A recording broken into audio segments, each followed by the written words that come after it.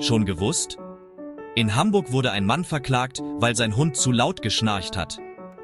Im Jahr 2014 beschwerte sich ein Nachbar, dass der Hund nachts angeblich wie ein Presslufthammer schnarcht. Jeden Abend.